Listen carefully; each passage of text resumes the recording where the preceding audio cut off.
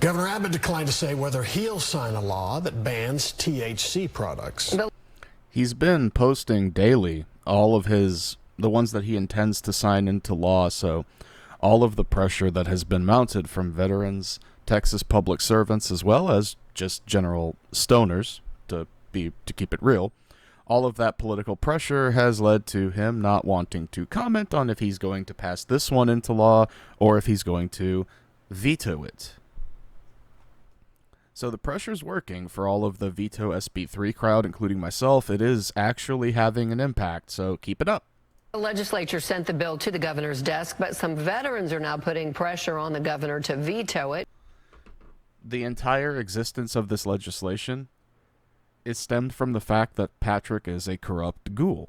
That's really it. There's not much more nuance needed than that. He took $250,000 in 2024 alone from an alcohol corporation. He's pretty much the poster child bitch boy for big alcohol. And also banning hemp, which is not as strong as weed. So they're framing it as if it's like it's going to make all of Texas smell like San Francisco. Well, not necessarily, because one, it's hemp. Two, what is the alternative to legal and safe hemp? What are people going to do? Are they going to do what the mentally impaired lieutenant governor thinks they should, which is, go to church instead of seeking THC for pain relief? No, they're not going to do that. They are going to return to alcohol and opioids. You know who gets enriched by that happening? Drug cartels, who the president recently declared terrorist organizations, and Big Pharma also benefits heavily from this because their painkillers are often what people would seek for relief when their only alternative is stripped away by force by a government that ran 10 years ago on being against Obama's nanny state, but is now the epitome of big government overreach nanny state, etc. And this is all spearheaded by Dan Patrick, pretty much. It's kind of his solo venture. No voters were asking for this. This was not in the 2024 national campaigns. This was not in the 2022 campaign. This was not in the decade ago campaign.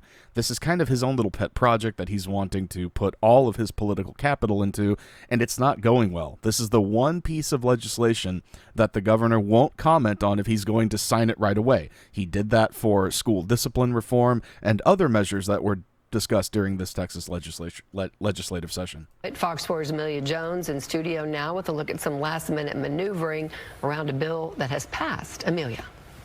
Heather, the Texas VFW says it has a meeting with Governor Greg Abbott's team tomorrow to talk about why the veteran organization wants him to veto Senate Bill 3. During a news conference today, Lieutenant Governor Dan Patrick and other lawmakers stressed that with the passing of SB 3, they are expanding the Texas Compassionate Use Program. After they gutted it in 2023, they have already gutted the medical marijuana program, and they did that before banning hemp-derived THC, so that the two alternatives, medical cannabis as well as hemp, would be unavailable for many combat veterans, for example, who suffer from things like chronic pain. Now, here's a fun piece of information. It took them 2 days over Memorial Day weekend to add chronic pain and traumatic brain injuries to the medical qualifiers for medical cannabis. If it were up to Dan Patrick, chronic pain wouldn't be enough to qualify for medical marijuana. Nice to know that Satan is one of his leading campaign contributors. I would assume if you are pro-chronic pain, I can't think of anyone better to support you. As another option, the VFW told me that's not enough. All members voted. After long nights of debate between lawmakers, Senate Bill 3, banning the sale of THC products, is headed to Governor Greg Abbott's desk.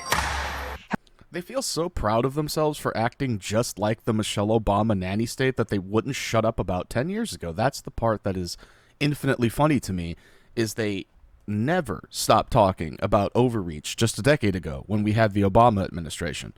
Now they're doing that on steroids, the regulation and policing people, telling them what they can and can't do, which is even funnier that this enriches Big Pharma, because 5 years ago, we don't have to go back a decade ago to a different administration. We can stick to the Trump administration for term 1. 5 years ago, they pretended to be against Big Pharma. Who does this legislation, if signed, benefit? Alcohol and Big Pharma, period. Oh, and also the drug cartels. Don't forget that. So let's take a look at what we have here. Governor Greg Abbott has yet to announce if he will sign or veto Senate Bill 3, which bans THC products. Specifically, hemp-derived THC, CBD, and CBG will not be affected, so those of you that give your pets pain relief or take CBD pain relief yourself, that is not going to be impacted. One silver lining, but none of this should have happened in the first place. Literally nobody on the right, left, or center asked for this. This is pure corporate greed and corruption. It's a bribe. It's a legalized bribe. I think everybody at this point should get on board with overturning Citizens United because it's really on the nose and we can see who is funding these campaigns. We're at a point now where a lot of people don't want to vote for somebody if they took money from, say, AIPAC. Or, in this case, if they take money from the alcohol lobby and then they're pushing legislation that would ban competitors to the alcohol industry. It's obvious corruption and everybody should see through it at this point. Lieutenant Governor Dan Patrick supports the ban, stating it's crucial for protecting children. Okay, stop right there. If you're interested in protecting children, Texas has 3,000 DWIs every 3 years. That's a 9/11 death toll every 3 years. If you were worried about protecting children, you wouldn't have as many liquor stores by schools as you do. He cites there are these THC shops being built by schools. There are many grocery stores around school that sell alcohol. There are liquor stores by schools that sell Everclear, grain alcohol, all alcohol. The people that paid Patrick, in other words, they can set up shop by a school, but a hemp shop cannot. If you can't see this is the 90s, early 2000s satanic panic boomer Christian logic making a resurface, you're trying not to see it. And what's the silver lining, though, the good news is that a majority, all on the left, right, center, far left, far right, all came together on this one because nobody, turns out, we learned 5 years ago, likes the government telling them what to do. They just don't. I don't, you don't. I can't think of anybody who says, I want big government in my life more. I have never heard that sentence in my life once. So it's all up to Abbott now. Patrick and the reps that supported this and voted yay on it, more importantly, they torched their political careers the way most Texas constituents prefer torching some Delta 9. So now Abbott it's all on him pretty much. His reputation is already taking a bit of a hit because he sat on it for a few days already. He could have announced he's going to veto it because it goes against the will of the people. Roughly 60% of Texans want marijuana legalized, not hemp, marijuana. This discussion is about hemp. So the majority of Texans take it a step further in what they want legalized for recreational use. It hasn't killed anybody. There are 0 recorded hemp deaths on record, even though Dan Patrick is lying, claiming that there was a Texan who ingested hemp and walked in front of a train. 0 news articles to confirm that story is true. 0. And on record, on paper, 0 recorded hemp deaths or THC deaths in Texas. 3,000 every 3 years from alcohol and just drunk driving. I didn't include cirrhosis, domestic violence, alcohol-fueled homicide, you name it. So those are the guys that paid this guy off. And remember that when next year he LARPs about being a good Christian. It took him 2 days to add chronic pain to qualify for medical THC, and these people are going to LARP as if they're leading a Sunday school. So that's just precious, isn't it? The national and state legislative chairman for the Texas VFW, Mitch Fuller, says veterans testified in front of lawmakers about how these products have been a positive alternative to opioids and alcohol. Exactly.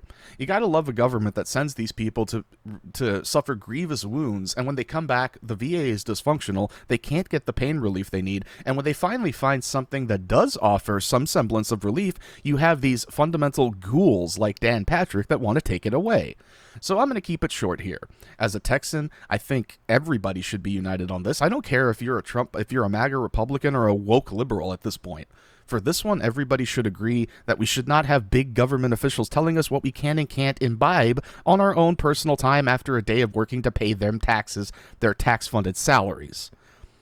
We're not kids. They're not our parents. They don't get to tell us what we can and can't do. I'm going to take this away. No, we're taxpayers. You want to police and tell me what to do? Have us stop paying taxes and see how long these dysfunctional schools last at that point. Well, that's all I got. It's up to the governor now. He can either veto it, sign it into law, or allow it to pass into law by doing nothing. Vetoing is his only option if he wants to see re-election and retain credibility, as signing it into law is flouting the will of Texans, and letting it pass and doing nothing is just spineless and cowardly. Well, let me know what you think in the comments below. If you agree or disagree, should we veto SB 3? I think we should. Like the video, it helps pump it out in the algorithm. Let's get this done. I really want this legislation to be vetoed because it's unnecessary. It is not for the kids. It is for lining Dan Patrick's own pockets. Well, if you liked what you saw, hit that subscribe button, and I'll see you guys in the next one. Bye.